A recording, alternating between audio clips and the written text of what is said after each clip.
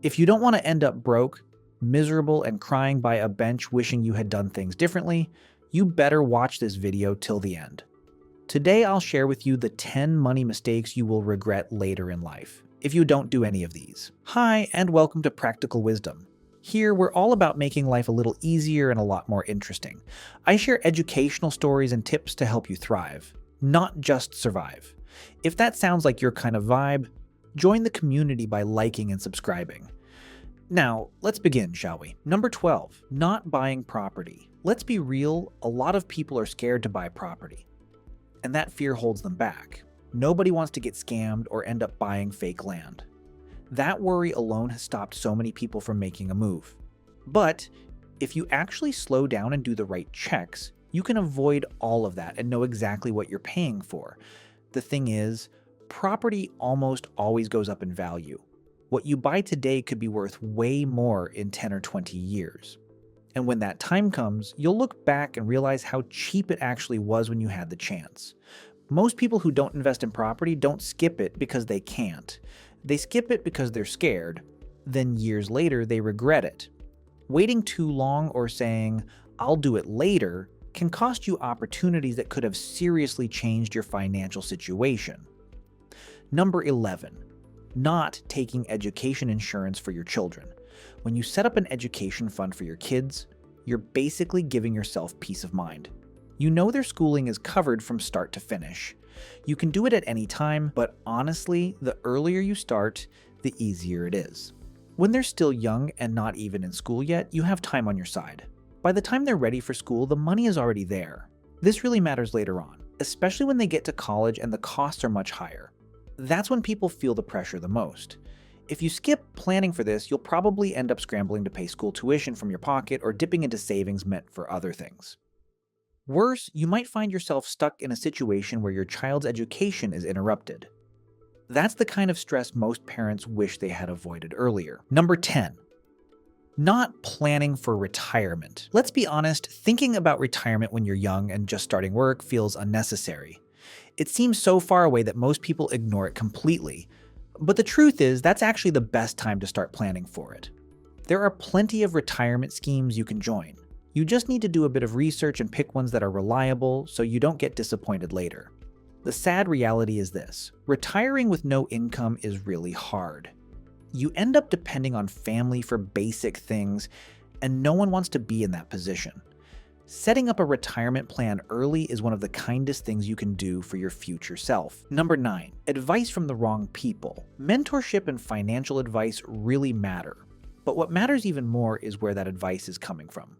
When you're young, the things you see and hear shape how you think and the choices you make later in life. And since everyone grows up in different environments, not all advice is helpful, even if it sounds confident. The truth is, getting money advice from the wrong people can mess you up.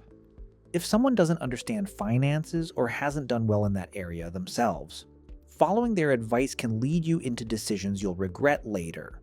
It's always better to listen to people who have actually succeeded in the area you're trying to grow in. Learn from those who've been there and figured it out, not from someone guessing their way through it. Number 8, going to school and a college degree will make me rich. For a long time, we've been told that the best way to make money is to go to school, get good grades, and earn a degree. Almost everywhere in the world, across different cultures and countries, people believe that once you graduate from college, the money will eventually come. Because of that, everyone is pushed through the same system, all with the hope of becoming financially successful. From a very young age, kids are sent to school and taught to believe that good grades automatically lead to a rich future. And yes, that can be true to a point. But what no one really talks about is what happens after school. You get a job, the pay barely covers your expenses, and your time is completely taken up. There's little room left to explore other income streams or side hustles. Most people only realize this when it's already too late, after they've spent years working for someone else. Some jobs drain you so much that you stop learning, stop reading, and stop growing as a person. Over time, that doesn't just affect your wallet, it affects your mindset too, and that's a dangerous place to end up. Number 7. Saving money to invest. When you first start working, your salary is usually nothing to write home about. Sometimes it's barely enough to cover your basic needs, so saving feels almost impossible.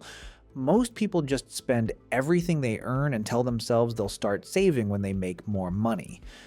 The problem is, we tend to look down on small amounts.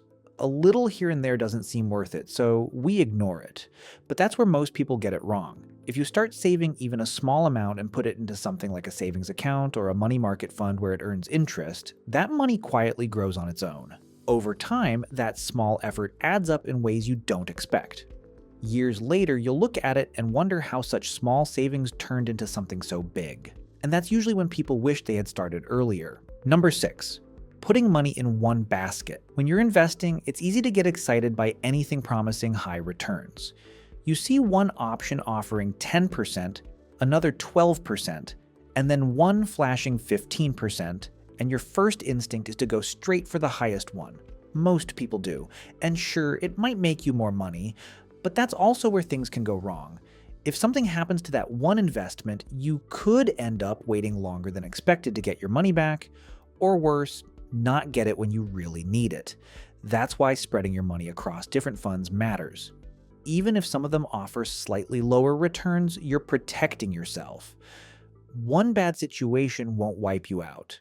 In the long run, this approach saves you stress, protects your money, and puts you in a much better position. Playing it smart today can save you from a really painful loss tomorrow. Number 5. Spending on items that are not necessary. That feeling when your paycheck hits can be exciting. Suddenly you want to go out, have fun, and spend money with your friends, especially when you're young. Next thing you know, the money is gone. And when you try to think about where it all went, you can't even explain it. That kind of habit might feel harmless now, but it's one of those things you'll definitely regret later. You can avoid that stress by actually planning your money. Have a simple budget. Spend on what you truly need, then set some aside for savings and investments before you start enjoying the rest. Also, don't spend just because your friends are spending. If someone buys a flashy car or a nice house, that doesn't mean you need to rush and do the same. Stick to your plan. Not everything you want is necessary right now.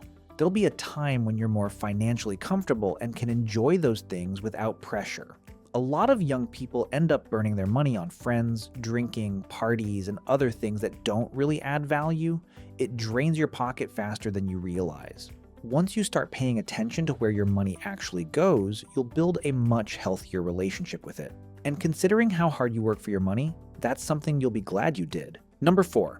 Giving up. When things get hard, most people quit. As soon as they hit a big obstacle, they start looking for an easier option. But the truth is, nothing worthwhile comes easy. Instead of walking away, sometimes the smarter move is to pause, learn more, and figure things out, especially if the real reason you're quitting is because you don't fully understand what you're doing yet. Money is another big reason people give up. A lot of good ideas and solid projects die early just because funding feels like a problem. And that's a shame because many of those ideas could have made serious money. What most people don't realize is that there are always options. Loans, partners, payment plans, investors. You just have to keep looking and not give up at the first roadblock. Whether you're buying property or starting a business, there's usually a way to structure payments or get support that fits your situation. You don't have to have everything figured out on day one. And just because other people tried and failed doesn't mean you will. Learn from their mistakes instead of letting their failure scare you off. If you stay focused and keep pushing, you'll be glad you didn't quit when things got uncomfortable. Number 3, investing in something you do not understand. A lot of times, people jump into investments without really thinking it through, or even understanding what they're getting into. If you don't know where your money is going or what it's supposed to do for you, that's your cue to pause and think before making any move. For example, if you're thinking of buying stocks just because someone said they make good money, that can easily turn into stress later on. Instead of rushing in, take some time to learn how stocks actually work, how the stock market operates, and which companies are doing well and which ones aren't. Same thing with property. Before you invest, you need to understand the laws around buying and selling land or houses. Pay attention to things like location, how easy it is to access, and whether there are roads, railways, or other infrastructure nearby.